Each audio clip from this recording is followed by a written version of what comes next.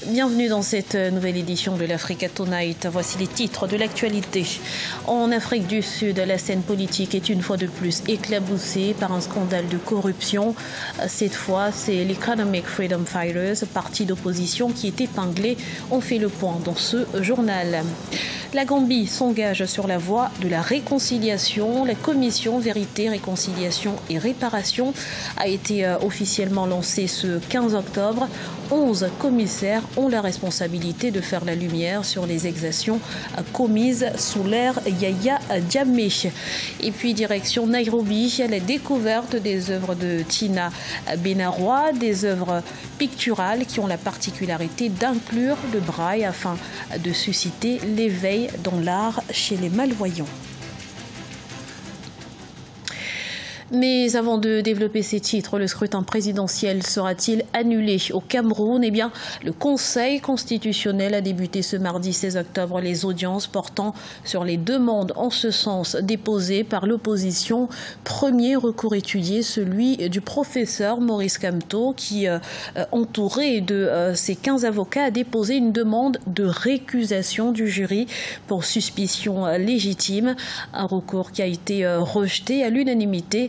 Cabral Libby, candidat du parti Univers, qui évoquait de son côté des fraudes massives et réclamait une annulation totale du scrutin, a également vu sa requête rejetée pour vice de forme.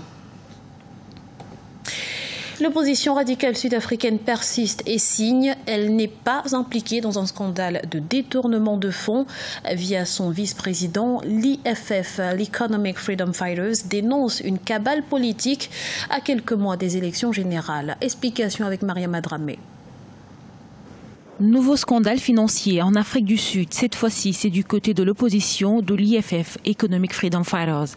Le parti de gauche radical de Julius Malema aurait illégalement reçu plusieurs centaines de milliers d'euros de la part d'une banque sud-africaine. Des accusations réfutées par son vice-président qui est directement impliqué. Nous n'avons jamais reçu d'argent de VBS et ceux qui pensent que c'est le cas sont fous. Jamais 10 millions de rand n'ont atterri sur mon compte. Tout ceci est le fruit d'une machine de propagande. C'est de la folie pure.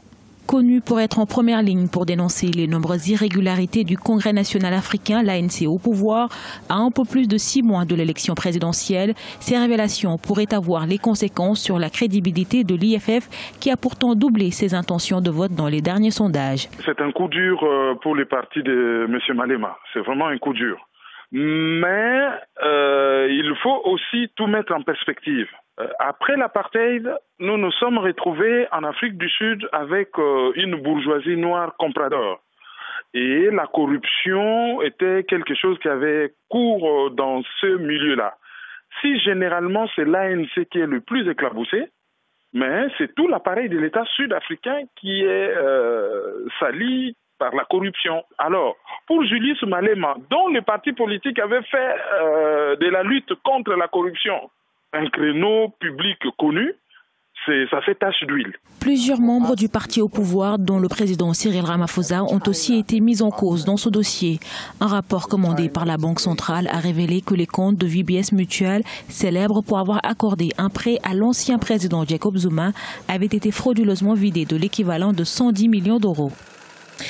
Nouveau report des élections législatives au Mali, initialement prévues pour le 28 octobre. Elles ont été renvoyées à 2019 sur décision de la Cour constitutionnelle qui évoque un cas de force majeure. Le mandat des députés est de facto prolongé de 6 mois, une échéance qui, selon certains observateurs, permettra de mieux organiser le scrutin, d'engager les réformes institutionnelles prévues dans l'accord de paix d'Alger, mais également d'apaiser les tensions post-électorales. De la parole aux actes, conformément à l'engagement pris par le président Adama Barrow après son arrivée au pouvoir en 2017, la commission Vérité, Réconciliation et Réparation a été officiellement lancée ce lundi en Gambie. Elle sera chargée de faire la lumière sur les exactions commises par le président Yahya Jammeh durant ses 22 ans de règne. Les détails avec Marcel Farba-Maroun. Faire la lumière sur les exactions commises durant les 22 ans de pouvoir de Yahya Jammeh et permettre aux victimes de s'exprimer, Tel est le but de la création de la commission Vérité, Réconciliation et Réparation lancée lundi 15 octobre 2018 en Gambie. De 1994, année du putsch mené par Yahya Jammeh, alors lieutenant de l'armée, à 2017, année de sa défaite surprise à l'élection présidentielle, les 11 commissaires choisis à cet effet auront 2 ans pour mener des enquêtes. Quand on parle du laps de temps de 2 ans, bien évidemment que ce ne serait pas suffisant, mais je crois que dans le cas de la Gambie, il faut aller étape par étape. Et il faut aussi redonner confiance aux fils de la Gambie pour retourner au bercail et participer aujourd'hui à cette phase de transition démocratique qui souffle en Gambie. Pour une fois, depuis des décennies, les populations gambiennes, qui pour beaucoup d'entre elles ont été privées de leur liberté d'expression, auront enfin droit à la parole. Des témoignages et des audiences publiques pour certains dossiers clés seront ainsi recueillis. En outre, ladite commission devrait permettre de créer un dialogue national. On a vraiment œuvré pour obtenir ce que nous avons aujourd'hui en Gambie, c'est-à-dire une démocratie où chacun est capable d'exprimer ses envies, ses intentions, sans avoir à répondre à une police secrète. Et là, je parle de la fameuse NIA qui a créé vraiment le trouble et une tyrannie sans précédent. En janvier 2017, sous la pression de plusieurs États et autres institutions, Yahya Jammeh finit par se retirer du pouvoir après un long bras de fer ayant suivi sa défaite à l'élection présidentielle qu'il avait pourtant acceptée. Sous son magistère, il lui est notamment reproché des restrictions à la liberté de la presse ainsi que des violations des droits de l'homme. Lancés le 11 octobre 2018, les travaux d'extension du port de Berbera augurent un développement tous azimuts pour la région. L'infrastructure financée à hauteur de 101 millions de dollars par le logisticien émirati DP World devrait en effet générer des revenus considérables pour les parties prenantes. On fait le point tout de suite avec Neile Claudebessa. L'opérateur portuaire public de Dubaï, DP World, a lancé les travaux d'extension du port Berbera au Somaliland. Le projet de 101 millions de dollars s'effectuera en 2 phases. La première consiste en la construction d'un quai de 400 mètres et la seconde sera consacrée à l'aménagement d'une zone franche située à 15 km du port. Le port de Berbera servira à la pleine expansion de l'économie du Somaliland et de l'Éthiopie. Parce que le coût du transport de fret de ces populations est très élevé, DP World y apportera l'efficacité du fret et de la logistique pour mettre en œuvre son plan qui combine les ports, la mer et la logistique intérieure.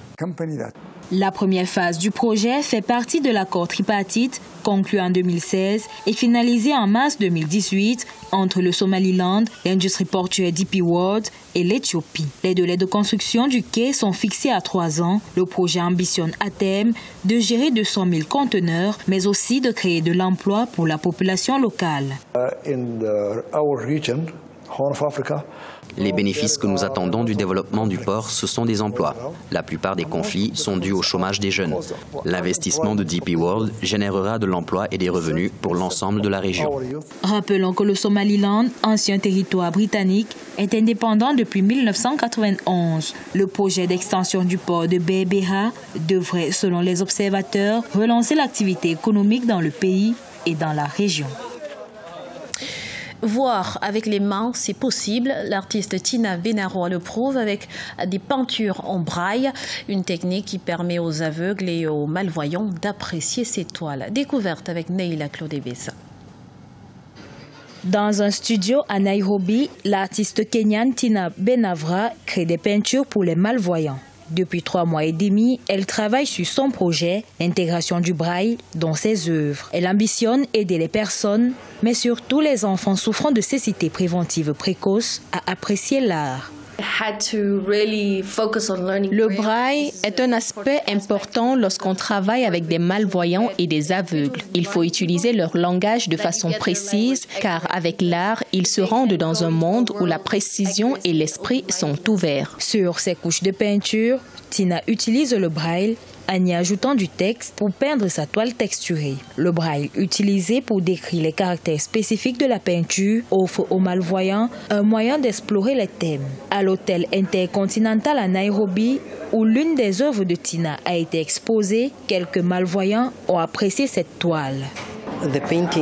La peinture donne aux malvoyants le sentiment de ce dont les gens parlent, de ce que nous imaginons. Afin de créer un centre de loisirs pour les personnes handicapées, Tina prévoit produire davantage d'œuvres d'art et allouer les fonds perçus à la construction du dit centre. Un mot de sport à présent avec la 4e journée des éliminatoires de la Coupe d'Afrique des Nations 2019. Une journée décisive puisque plusieurs équipes ont d'ores et déjà décroché leur qualification. C'est le cas de Madagascar qui jouera pour la première fois une phase finale de Coupe d'Afrique des Nations grâce à sa victoire 1-0 face à la Guinée équatoriale. De son côté, la Tunisie s'est qualifiée en allant s'imposer au Niger 2-1 grâce à un doublé de Firas Chawat. Ce succès permet également à l'Égypte qui a battu l'Eswatini 2-0 de valider son billet pour la compétition continentale. Et dans le groupe H, le Rwanda et la Centrafrique ont respectivement fait match nul, 1 but partout et 0 but à 0 face à celle de la Guinée et de la Côte d'Ivoire. Des résultats qui freinent les Ivoiriens dans leur course à la qualification. Ce journal a été réalisé par l'ensemble de la rédaction. Nous vous remercions pour votre fidélité. Dans un instant, une nouvelle édition de l'actualité sur Africa 24.